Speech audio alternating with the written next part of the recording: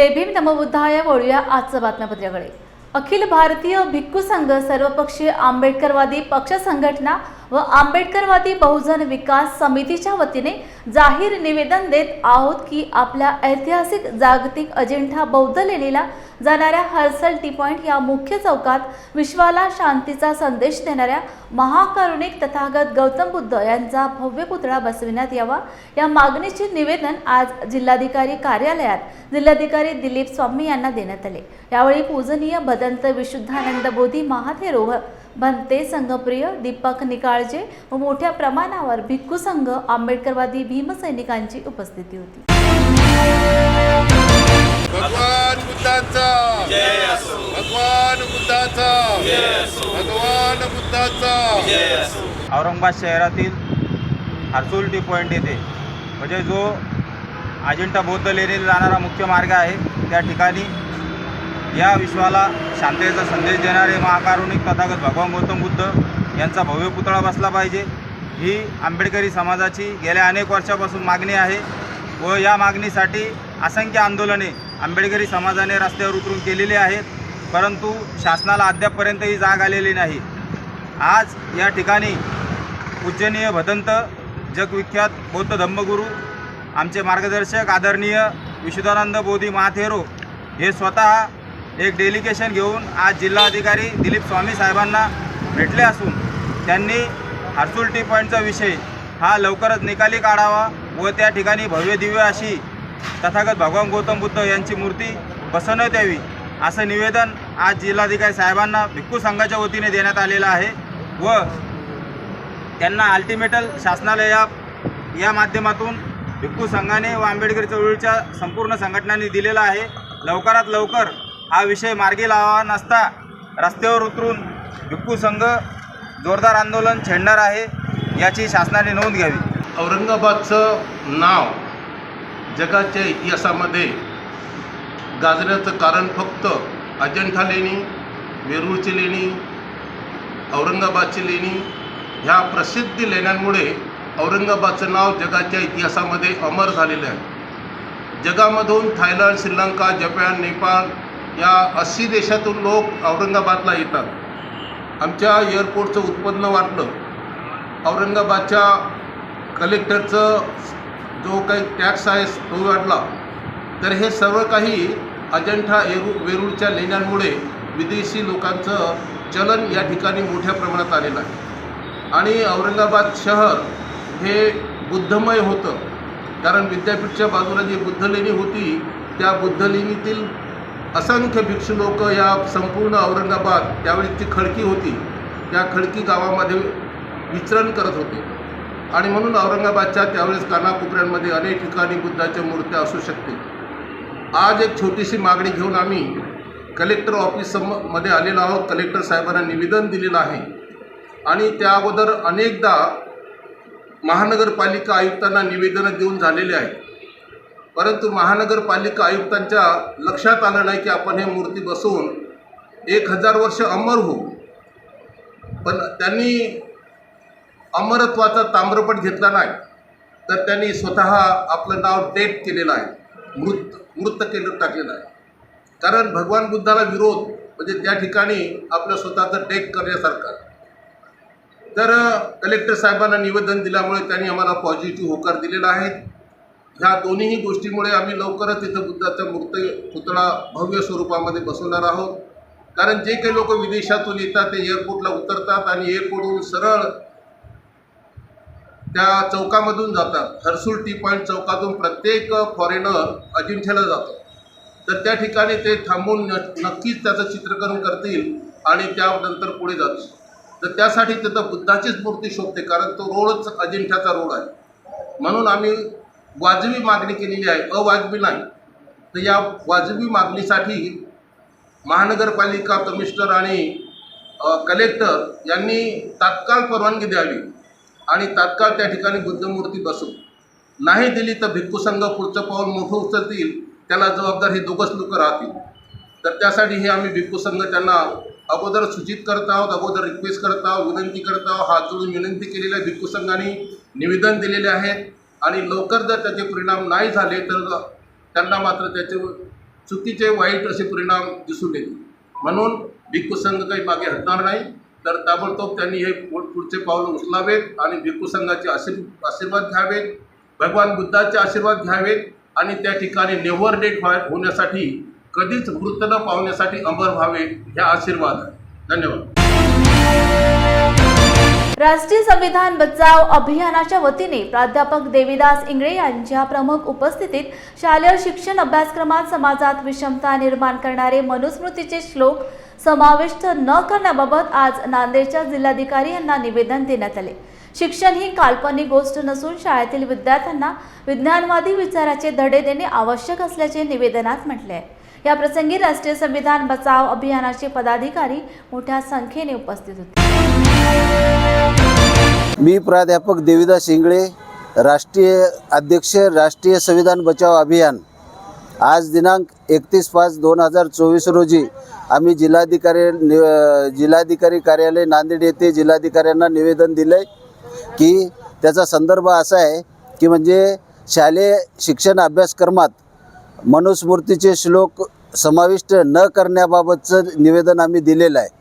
आज देशाला मनुस्मृती जाळून म्हणजे त्या समाजामध्ये द्वेष निर्माण करणारी ती एक मनुस्मृती होती. त्या मनुस्मृतीला डॉक्टर बाबासाहेब आंबेडकरांनी जाळून आज 75 वर्षे झालेली आहेत. तर या काळामध्ये म्हणजे या काळात आता त्या मनुस्मृतीची गरज नाही. खरं तर देशाला लोकशाही नांदण्यासाठी संविधानाची गरज आहे. असं असतानासुद्धा काही मनुवादी, देशद्रोही आणि समाजामध्ये विष पेरणारे लोक आहेत. हे लोक मनुस्मृतीचा उदो करण्याचा प्रयत्न करीत आहेत. म्हणजे सर्वांना गुलाम बनवण्याचा हा प्रयत्न आहे. म्हणजे स्त्रीला स्थान नाही किंवा जातीभेद, वर्णभेद यावरती भर देणारी मनुस्मृती, ही मनुस्मृती समाजात आणली तर आज आपल्या देशाला महासत्ता बनण्याऐवजी 150 ते 200 वर्ष मागे जावे लागेल. या मनुस्मृतीचा आम्ही जाहीर निषेध करतो आणि ही मागणी जर मान्य झाली नाही तर आम्ही देशभर आंदोलन करणार आणि आमच्या मागणीला यश आल्याशिवाय आम्ही थांबणार नाही. एवढे बोलतो. धन्यवाद. दत्ता तुमवाड, महासचिव, राष्ट्रीय संविधान बचाव अभियान. आत्ताच आम्ही कलेक्टरांना एक निवेदन देऊन आलो. तो निवेदनाचा विषय आहे की ही मनुस्मृती जी अभ्यासक्रमामध्ये आणू पाहत आहे ही सरकार, तर त्या मनुस्मृती अभ्यासक्रमामध्ये येता कामा नये म्हणून हा विषय आमचा होता आणि ह्या विषयासंबंधीचं आत्ताच निवेदन देऊन आले. त्याचं कारण असं आहे की पेशवाईच्या काळामध्ये मनुस्मृतीचं संविधान लागू होतं. नंतर इथे भारताला स्वातंत्र्य मिळाल्यानंतर बाबासाहेब आंबेडकरांनी सर्वसमावेशक आणि समतावादी असं आणि धर्मनिरपेक्ष लोकशाही समाजवादी संविधान आपल्या देशाला दिलं. असं असताना परत मनुस्मृतीचं संविधान मुलांना शिकवायचं म्हणजे परत कितीतरी काळ मागे समाजाला घेऊन जाण्यासारखं आहे. कारण का मनुस्मृती म्हणजे विषमता आहे, विषमतावादी तो ग्रंथ आहे आणि त्याच्यामध्ये कोणत्याही समाजाला बरोबर न्याय मिळालेला नाही, अन्यायकारक असा आहे आणि बहुजन समाजाला गुलामगिरीत लोटणारा तो ग्रंथ आहे, ते संविधान आहे आणि ते एक आचारसंहिता आहे मनुस्मृती म्हणजे.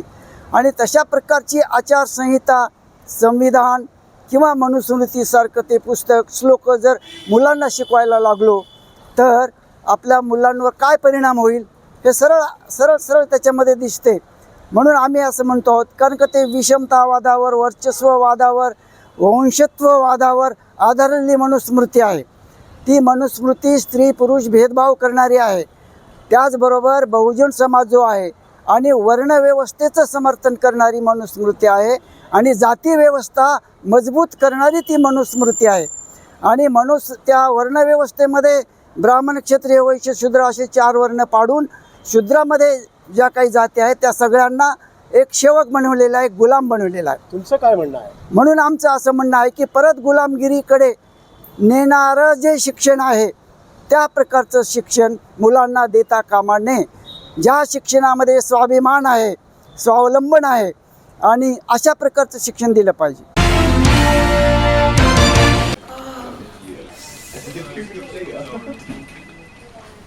बॉस ने मीटिंग बुलाई। क्या यार, आदमी की तकलीफ को तो समझो।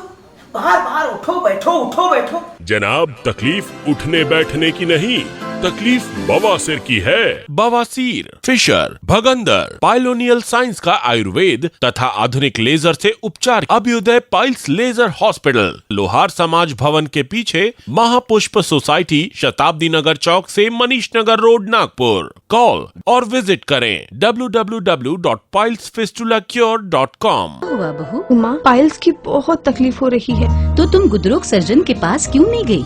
देखो, जैसे हार्ट के लिए हार्ट स्पेशलिस्ट, ब्रेन के लिए ब्रेन स्पेशलिस्ट, तो पाइल्स के लिए पाइल्स स्पेशलिस्ट क्यों नहीं? स्त्री हो या पुरुष, टॉयलेट में तकलीफ केवल पाइल्स ही नहीं, और भी कई प्रकार के गुदरोग तथा कैंसर भी हो सकता है।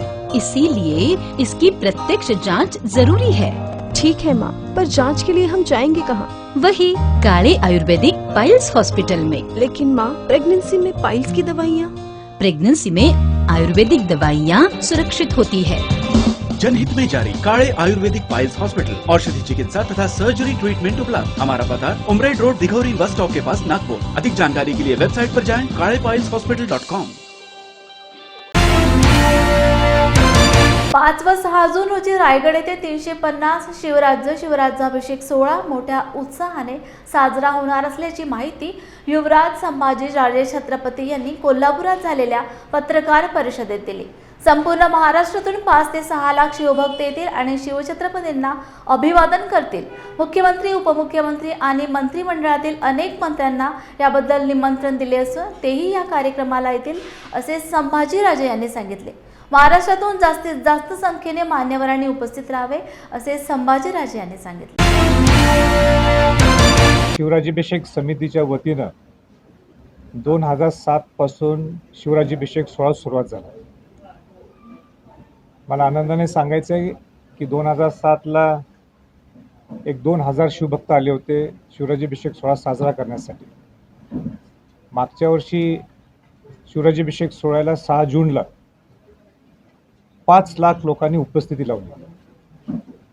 2023ला 350वा शिवराज्याभिषेक दिनची सुरुवात झाली आणि ह्या वर्षी 350वा शिवराज्याभिषेक दिनची वर्षपूर्तता आहे आणि म्हणून 350वा शिवराज्याभिषेक सोहळा ह्या वर्षी जोमाने साजरा करण्यासाठी शिवराज्याभिषेक समितीने आणि सर्व शिवभक्तांनी ठरवलेलं।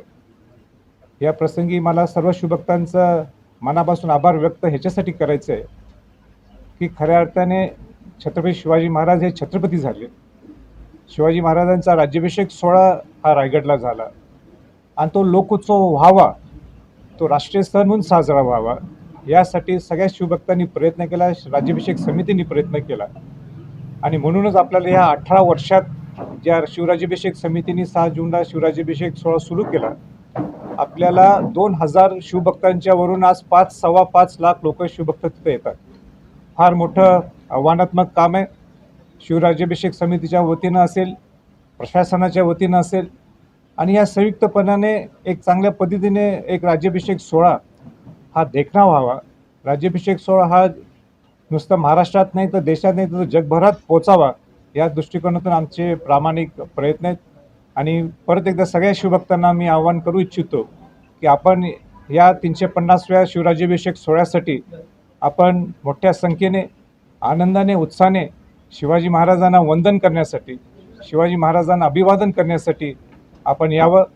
मला पूर्ण कल्पना आहे ज्या पद्धतीने लोकांची सोय होण्यासाठी जेवढे प्रयत्न व्हावे लागतात, पण अनेक प्रतिकूल परिस्थिती तिथं रायगडवर असताना अनेक लोकांना अनेक शिवभक्तांना एकदा वेगळ्या हलाखीच्या परिस्थितीतून सुद्धा केव्हा ती जावं लागतं।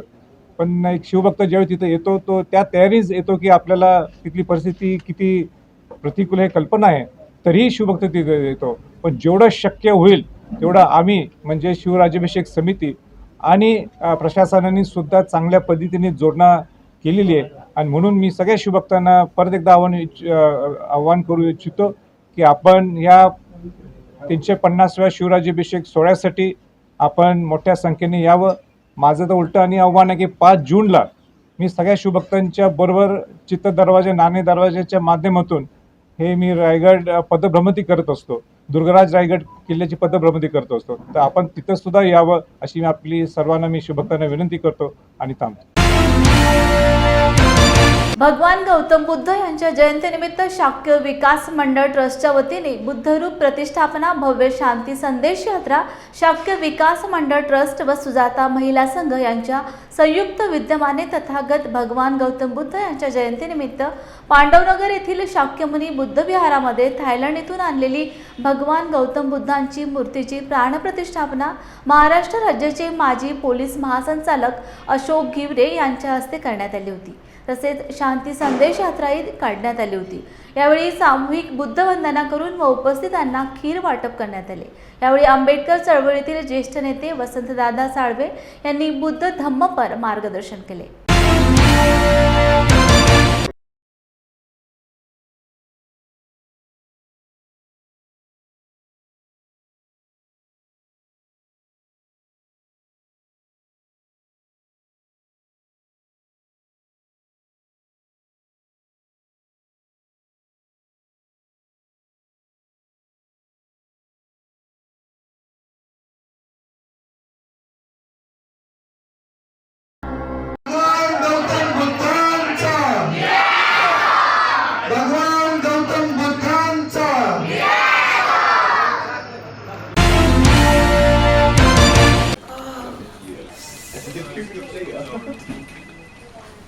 बॉस ने मीटिंग बुलाई।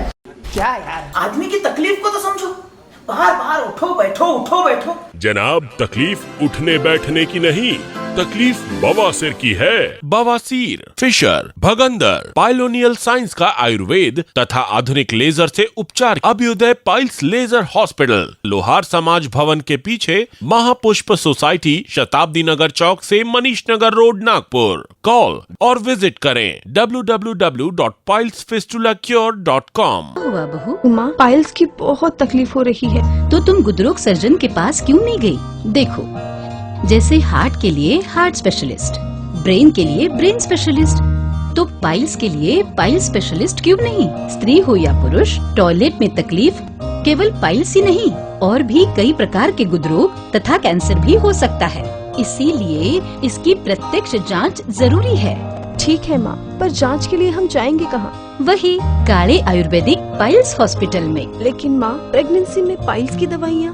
प्रेगनेंसी में आयुर्वेदिक दवाइयाँ सुरक्षित होती है। जनहित में जारी। काळे आयुर्वेदिक पाइल्स हॉस्पिटल, औषधि चिकित्सा तथा सर्जरी ट्रीटमेंट उपलब्ध। हमारा पता उमरेड रोड, दिघौरी बस स्टॉप के पास, नागपुर। अधिक जानकारी के लिए वेबसाइट पर जाएं kalepileshospital.com। रमाई फायर संघटना व दैनिक वृत्त राजवाडा तसेच जीवन विकास फाउंडेशनच्या संयुक्त विद्यमाने अंजनगाव सुरजी तालुक्यातील साखरी या गावामध्ये बुद्ध पौर्णिमा व अहिल्यादेवी होळकर जयंती महोत्सवाच्या निमित्ताने महाराष्ट्रातील सुप्रसिद्ध सप्तखंजरी वादक सत्यपाल महाराज यांचा प्रबोधनात्मक सप्तखंजरी कार्यक्रम 30 वर्षांनंतर पहिल्यांदाच मोठ्या प्रमाणात साजरा झाला। आमदार बळवंत वानखेडे लोकसभा उमेदवार यांच्या प्रमुख उपस्थितीमध्ये आयोजक राजेंद्र वाटाणे यांच्या नेतृत्वात यशस्वीरित्या हा कार्यक्रम संपन्न झाला।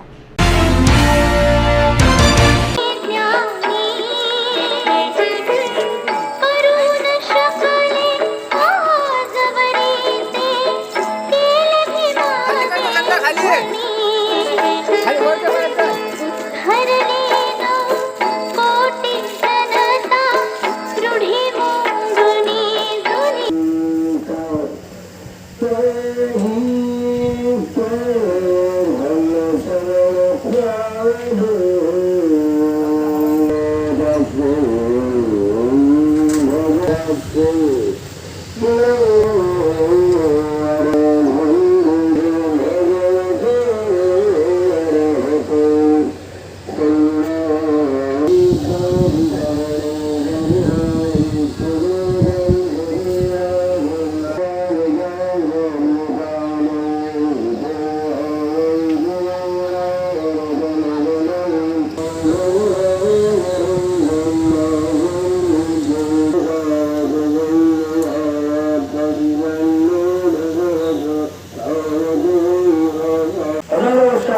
त्यांना शिकून द्यायच्या धर्तीवर असं म्हटलं. परंतु धम्म शिकवण्यासाठी माणसांची गरज आहे, नाही उपासकांची गरज आहे. तर उपासक असले पाहिजे. तो विचार आपोआप शिकत नसतो, ते विचार शिकवण्यासाठी माणसांची गरज असते. म्हणून माणसं असली पाहिजे. विचाराचा प्रचार आपोआपच नसतो, त्याला स्वतःहून प्रचार त्याचा करावा लागत असतो. कोल्हापूर परिक्षेत्रातील कायदा व सुव्यवस्था पुरेपूर अबाधित राहील याबद्दलची माहिती विशेष पोलीस महानिरीक्षक सुनील फुलारी यांनी कोल्हापूर येथील अलंकार हॉलमध्ये झालेल्या पत्रकार परिषदेत दिली. 4 जून रोजी निवडणूक मतमोजणी होत असल्याच्या पार्श्वभूमीवर आज फुलारी यांनी 5 जिल्ह्यात पोलीस प्रशासन सज्ज झाले आहे. तसेच मतमोजणीच्या वेळी कायदा व सुव्यवस्था अबाधित राहील याबद्दल पोलीस प्रशासन काळजी घेत असल्याचे त्यांनी सांगितले. आला होता. 5 जिल्ह्यांचे पोलीस अधीक्षक आणि त्यांच्या चमू यांनी अत्यंत परिश्रम घेऊन मेहनत करून या पूर्ण कालावधीत मतदानाच्या दिवसापर्यंत चोख बंदोबस्ताचे नियोजन केले आणि त्यामुळे सर्व मतदान प्रक्रिया अत्यंत शांततेत आणि सुरक्षित वातावरणात पार पडलेली आहे. या काळामध्ये मोठ्या प्रमाणात VIP सिक्युरिटी, दौरे, सभा आणि वेगवेगळ्या प्रकारचे प्रचार, वेगवेगळ्या प्रकारच्या अफवा किंवा त्याचे निराकरण, प्रतिबंधक कारवाई, आंतरराज्य आणि आंतरजिल्हा स्तरावरचे चेकपोस्ट, फ्लाइंग स्क्वॉडमार्फत तपासणी, वेगवेगळ्या अवैध पदार्थांवर आणि त्यांच्या व्यवसायावर धाडी घालणे, या सगळ्या प्रकारे कारवाई पोलिसांमार्फत करण्यात आली होती आणि त्याचा सर्व परिणाम एकंदरीत मतदान प्रक्रिया शांततेत पार पाडण्यात झालेला आहे. काही ठिकाणी जे तांत्रिक गुन्हे आहेत ते दाखल करण्यात आले आणि त्यांचा तपास सुरू आहे. येणाऱ्या ज्या मतमोजणीचा जो दिवस आहे 4 तारखेला, त्यासाठी सर्व काउंटिंग सेंटर जिथे आहेत, ज्या ज्या जिल्ह्यांमध्ये आहेत, तिथचे SP आणि डिस्ट्रिक्ट इलेक्शन ऑफिसर यांनी नियोजन करून चोख बंदोबस्त ठेवलेला आहे. जे कुठेही अवैध प्रकारे मिरवणुका काढणे, हुल्लडबाजी करणे, शांततेचा भंग करणे असे प्रकार होऊ नयेत यासाठी patrolling mobiles, fix points, static guards, static forces हे सगळे ठेवण्यात आलेले आहेत. स्थानिक पोलिसांच्या मदतीला विशेष सशस्त्र दल आणि होमगार्ड यांची मदत घेण्यात आलेली आहे. त्यामुळे मला नागरिकांना आवाहन करायचं आहे की त्यांनी मतमोजणीच्या दिवशी कोणत्याही अफवांना किंवा कोणत्याही अपप्रचाराला बळी पडू नये. पोलिसांची मदत घ्यावी. डायल 112 किंवा स्थानिक पोलीस स्टेशन अधिकारी आणि पोलीस अधीक्षक यांना फोन करावा. डायल 112ला जो प्रतिसाद वेळ आहे तो कमी करण्यात आम्हाला यश मिळालेलं आहे. कोल्हापूर जिल्ह्याबाबतीत सांगायचं तर जवळपास 6.5 मिनिटापर्यंत हा वेळ खाली आलेला आहे आणि कॉल करण्याचे प्रमाण नागरिकांकडून वाढलेलं आहे. याचा अर्थ की पोलिसांबद्दल जनतेला थोडा विश्वास जो आहे तो वाढत आहे आणि मदतीचे फोन केल्यास त्वरित मदत मिळण्याची हमी देण्यात आलेली आहे. जिल्हा पोलीस दलांकडून वेळोवेळी अवैध गुन्हेगारांवर कारवाई करण्यात आलेली आहे. त्यामध्ये हद्दपार, MPDA अंतर्गत स्थानबद्धता आणि महाराष्ट्र संघटित गुन्हेगारी नियंत्रण कायद्याअंतर्गत विविध टोळ्यांवर कारवाई, एकूण 7 प्रकरणांमध्ये मोका अंतर्गत कारवाई करून 61 गुन्हेगारांवर कारवाई पूर्ण झालेली आहे आणि यापुढे अशीच गुन्हेगारांवरची कारवाई सतत चालू राहणार आहे. बातमीपत्रात घेऊया अल्पशी विश्रांती. पुन्हा भेटूया नवीन घडामोडी घेऊन. जय भीम.